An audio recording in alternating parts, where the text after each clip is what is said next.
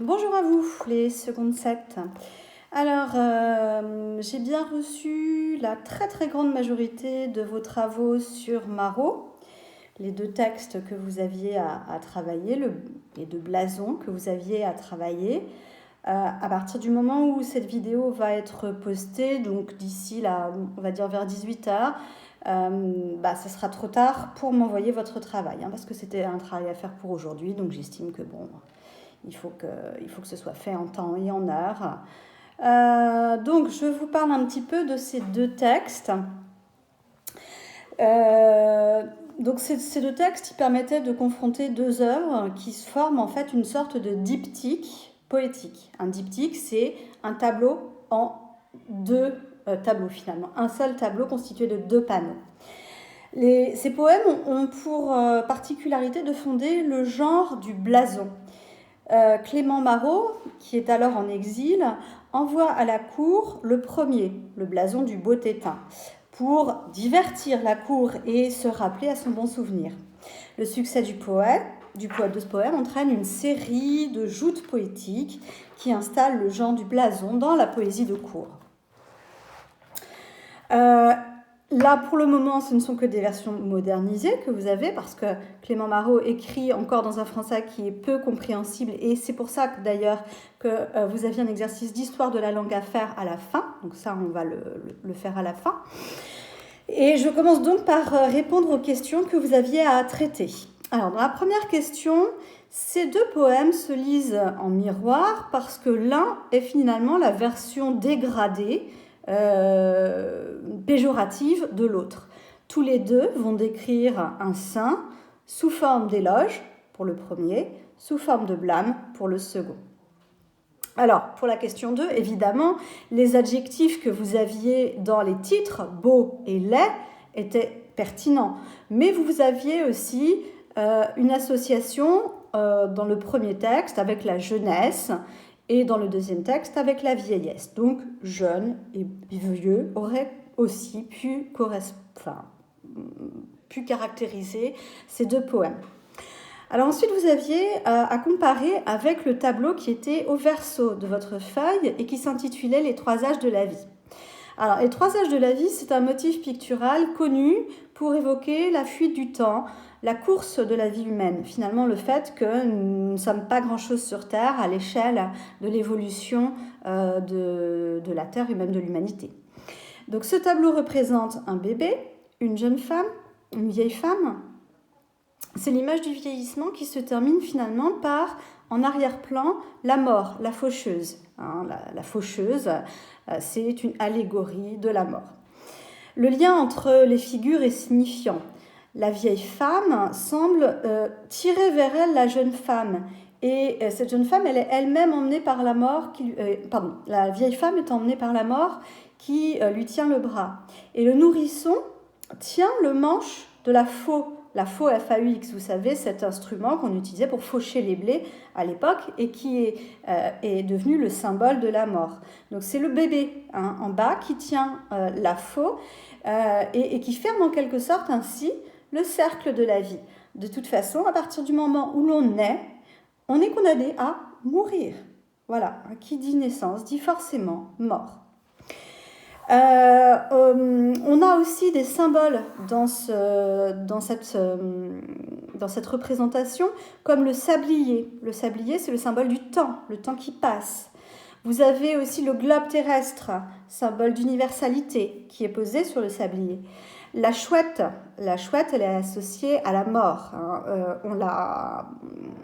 Par exemple, au Moyen-Âge, on clouait des chouettes à l'entrée des maisons dont on souhaitait voir morts les habitants. C'était un signe maléfique, un signe de sorcellerie. Et donc tout ça, ces différents symboles, ça guide une lecture finalement allégorique, symbolique de cette œuvre picturale. La jeune femme ressemble trait pour trait à la vieille femme qu'elle sera, ce qui permet de mettre en évidence les signes de l'âge, qu'on va retrouver d'ailleurs à la question 6. Pourtant, leur regard et leur position les opposent.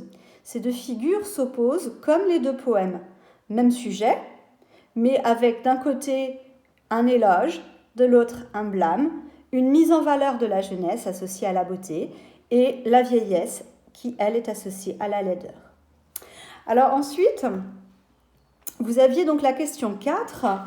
Marot choisit une forme poétique simple qui devient le modèle des blasons du XVIe siècle. Donc le blason, c'est une forme au départ très très simple, hein, mais c'est bien une forme poétique, on est d'accord. Hein, certains m'ont marqué ballade, ode, qu'est-ce que j'ai vu encore comme... bon, des erreurs. Le blason est bien une forme poétique, d'accord? Et là, en l'occurrence, cette forme poétique, au départ, elle est constituée d'octosyllabes, c'est-à-dire de vers de 8 syllabes, et elle est en rime suivie. Dans la question 5, c'était la figure de style. Bon, c'était pas très compliqué. Hein. Les deux poèmes se construisent sur une anaphore, c'est-à-dire la répétition en début de vers ou en début de groupe de mots, de l'apostrophe tétin. Je vous rappelle que le mot apostrophe ne signifie pas seulement le L apostrophe, donc un signe de ponctuation, mais que le terme de apostrophe est un mot qui signifie un terme d'adresse. En effet, Clément Marot semble s'adresser directement au téton, au sein de la femme. Donc, ce poète s'adresse sous la forme d'éloge ou de blâme à une partie du corps féminin qui se voit ainsi morcelée. C'est quelque chose qu'on verra aussi, je vous enverrai, ou on le fera en vrai. Ça rappelle la manière dont Picasso morcelait ses visages, ses thèmes. Et Dali, Salvador Dali, on étudiera un tableau de Salvador Dali où c'est pareil, il y a un morcellement vraiment de la figure féminine. Là, il y a juste la figure. Bref, on verra ça en temps et en heure. Et si jamais je ne peux pas le faire en présentiel, eh bien, je vous enverrai le PowerPoint que j'avais créé pour faire ce cours. Alors, je continue. Donc, ensuite, la question 6, il fallait faire un tableau en 2 colonnes. Il y a quelqu'un qui m'avait posé la question en message privé, donc je lui avais expliqué. D'un côté, vous aviez les caractéristiques du beau tétin, dans la première colonne. Deuxième colonne, les caractéristiques du laid tétin. Alors, du côté de la première colonne, dans le beau tétin, vous aviez refait, vers 1, plus blanc qu'un œuf, vers 1. De satin blanc, vers 2. Tout neuf, vers 2. Plus beau que nulle chose, vers 4. Dur, vers 5. Alors dur, ça veut dire qu'il est ferme. Hein. Le sein d'une jeune femme se tient, il n'a pas besoin d'un soutien-gorge, contrairement au sein qu'on voit sur l'image de la vieille femme où les seins tombent. Toujours dans cette première colonne, la petite boule d'ivoire au milieu de qui est assise une fraise ou une cerise, au vers 6-8. Gauche, vers 15, et mignon, au vers 15. Du côté de la deuxième colonne, c'est-à-dire les caractéristiques du laid tétin, vous aviez flat, c'est-à-dire tout plat, au vers 2. Grand, ça prend de la place, hein, vers 2 aussi. Longue, ça tombe. Besace, vers 4. La besace, c'est un sac informe que l'on utilise pour porter plein de choses, mais ça n'a pas de forme. Grillé, vers 11. Pendant, vers 11. Flétri, vers 12. Lait, vers 14. Pour tripes, réputé, vers 15. Les tripes, c'est tous les boyaux qu'on a à l'intérieur du ventre. Hein. Emprunté ou dérobé de quelques vieilles chèvres mortes. Non seulement la chèvre est vieille, mais en plus elle est morte. Propre pour en enfer nourrir l'enfant de Lucifer. Donc on est vraiment là du côté du mal. Et pas seulement du mal physique, mais aussi du mal moral. Alors ce relevé nous permet de mettre en avant 2 réseaux lexicaux qui s'opposent. D'un côté, la beauté avec la blancheur, la fraîcheur, la fermeté, la petitesse, la rondeur, l'association aux fruits.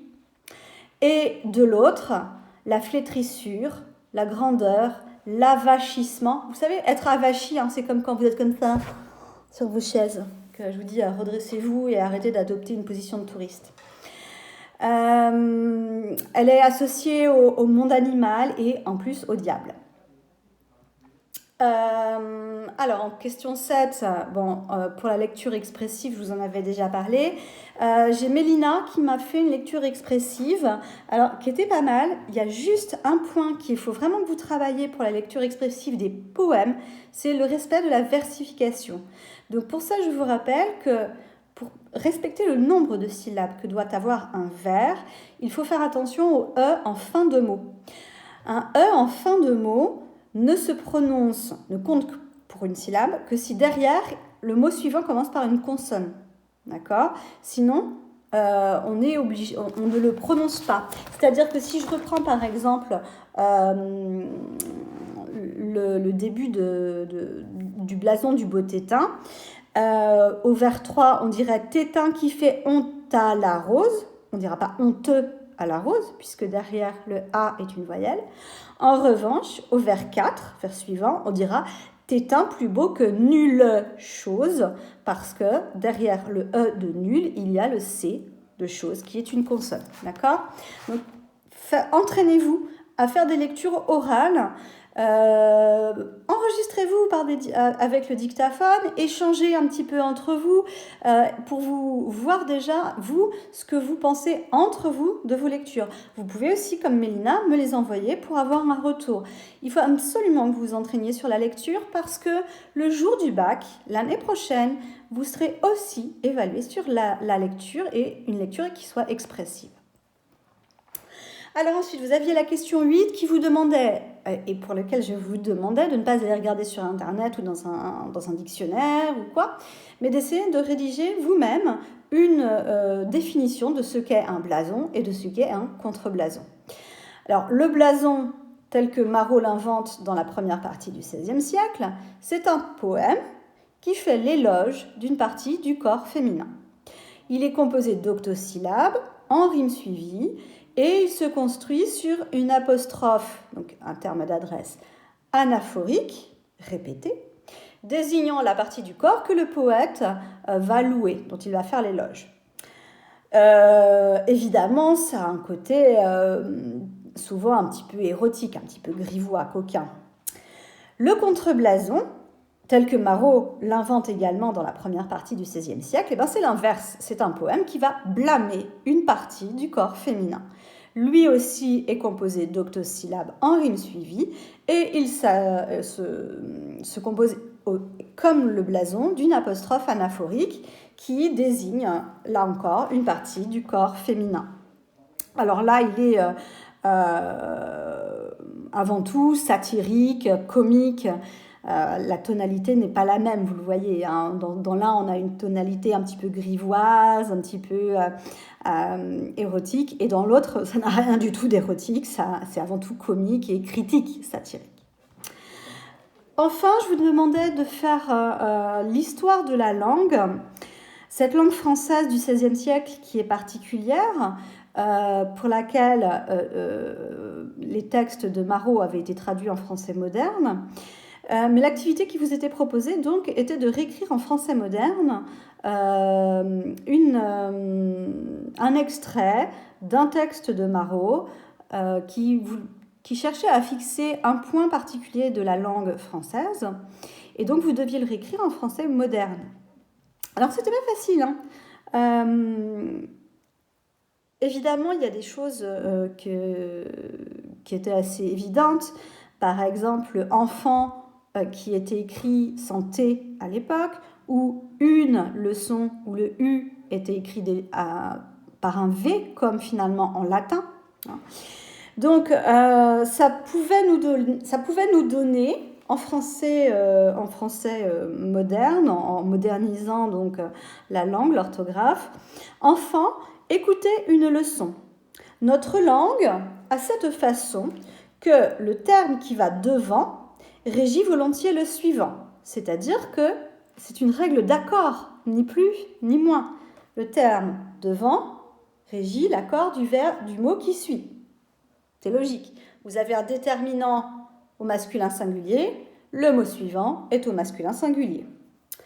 Les vieux exemples, je suivrai pour le mieux, car, à dire vrai, la chanson fut bien ordonnée qui dit « Mon amour vous est donné et eux ». Et du bateau est étonné et. qui dit « Mon amour vous est donné et ». Voilà la force que possède le féminin quand il précède. Sachant que le mot donné n'était pas fixe, le mot amour n'avait pas un genre fixe à l'époque. Il pouvait être aussi bien masculin que féminin.